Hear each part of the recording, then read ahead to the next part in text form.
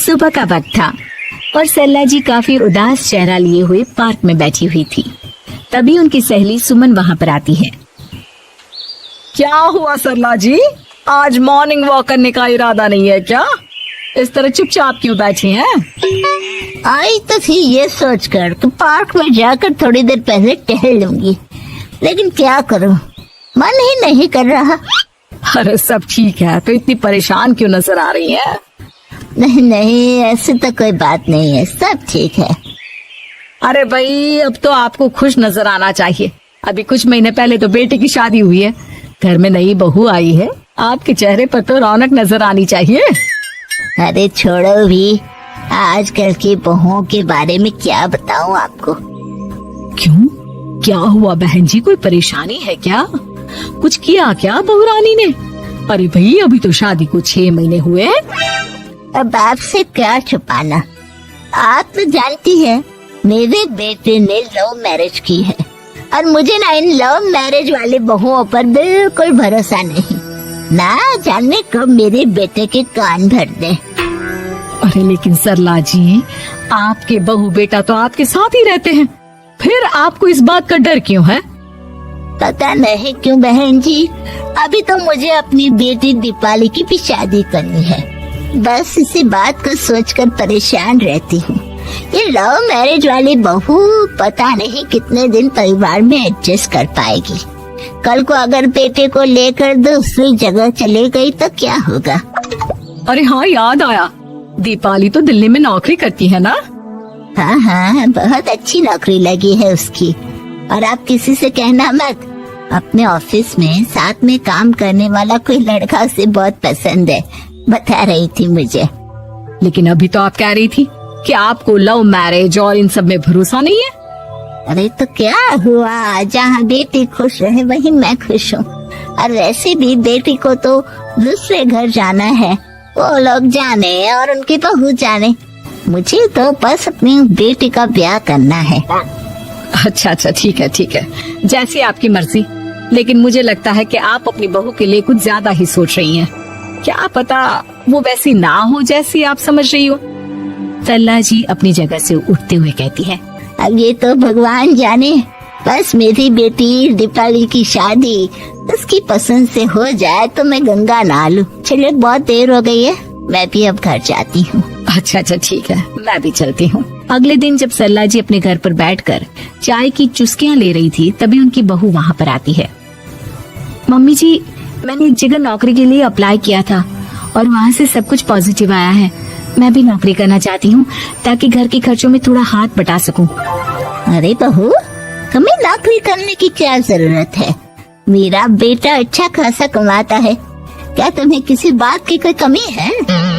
तभी सरला जी का बेटा वहाँ पर आता है। नहीं माँ, उसे किसी बात की कमी नहीं है, लेकिन वो इतनी पढ़ी लिखी है और अगर नौकरी करना चाहती है तो हमें उसे नौकरी करने देना चाहिए। कुछ पैसे घर में आएंगे, हम सबकी मदद हो जाएगी। तुम तो ऐसे कह रहे हो बेटा जैसे ये घर तुम्हारी पत्नी की कमाई पर ही चलता है। अरे नहीं नहीं मम्मी जी, इनके कहने का ये मतलब नहीं है, बस मेरी ही नौकरी करने की इच्छा थी, इसलिए आपकी परमिशन चाहते हैं। अब भाई, मेरा बेटा तुम्हें लव मैरिज करके घर में लाया है, मैं तुम्हें कुछ कैसे कह सकती हूँ? जो मर्जी आए करो। सरला जी का बेटा और बहू वहाँ से चले जाते हैं।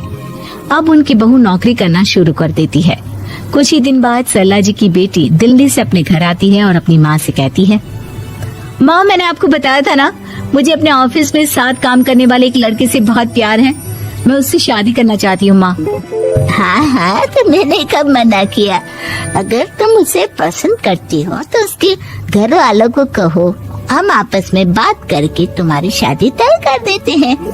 अरे लेकिन माँ, एक बहुत बड़ी परेशानी है। क्या परेशानी है बेटा? माँ, वो लड़का बहुत अच्छा है, लेकिन कुछ ज्यादा ही पैसे वाले घर से उसके माँ बाप। उन्हें मेरे और उसके रिश्ते से वैसे तो कोई परेशानी नहीं है, लेकिन वे चाहते हैं कि शादी 5 स्टार होटल में हो। अरे ऐसे कैसे, हम तो मिडिल क्लास लोग हैं, हमारे लिए 5 स्टार होटल में शादी करना कोई आसान काम थोड़ी ना है। लेकिन माँ, मैं क्या करूँ? मैंने उनसे बात करने की बहुत कोशिश की, बस एक किसी जगह बात अटक गई है। साफ साफ कह दो बेटा, शादी करनी है तो ठीक है, लेकिन ये 5 स्टार में शादी करने वाली शर्त मैं नहीं मान सकती। अरे कैसी बात कर रही हैं आप मम्मी जी। अगर दीपाली को कोई लड़का पसंद है तो हम उनकी शादी के लिए पूरी कोशिश करेंगे, और अगर बात पैसों की है तो कोई परेशानी नहीं है। हाँ, तुम्हें तो बस बहुत आसान लगता है सब। जिस तरह तुमने मेरे बेटे से इतनी आसानी से शादी कर ली, सारे काम उतने आसानी से नहीं होते। समझ में आया? हर काम करने में पैसे लगते हैं। लेकिन माँ, मैं उस लड़की को बहुत पसंद करती हूँ। सही बात है बेटा, लेकिन तुम उस लड़के से साफ साफ कह दो, अगर उसे तुमसे शादी करनी है तो अपने घर वालों को मनाए। अगर नहीं मना सकता तो तुम दोनों अपनी गृहस्थी अलग से कहीं सेट कर लो।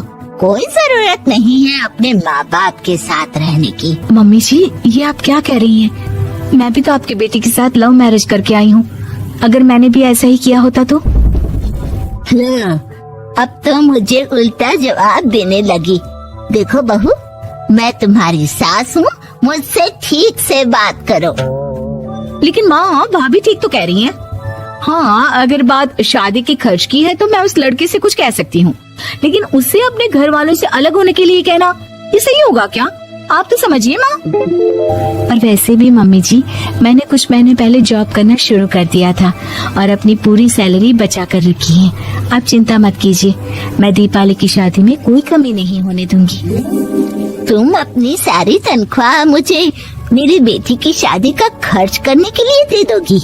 हाँ माँ, मैंने भाभी को पहले ही सब कुछ बता दिया था और वो इस बारे में सब कुछ जानती थी, इसीलिए उन्होंने पहले ही नौकरी करनी शुरू कर दी ताकि मेरी शादी धूमधाम से हो सके। तभी सरला जी का बेटा वहाँ पर आता है। देखा माँ, जैसा हम हर समय समझते हैं वैसा होता नहीं है। आपको लव मैरिज करने वाली बहू से नफरत थी ना, लेकिन अपनी ही बेटी की लव मैरिज पर आपको कोई एतराज नहीं था।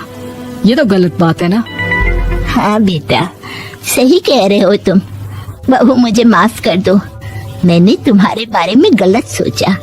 आज से मैं बहू और बेटी में कोई फर्क नहीं करूंगी, और अपनी लव मैरिज वाली बहू से तो बिल्कुल नफरत नहीं करूंगी।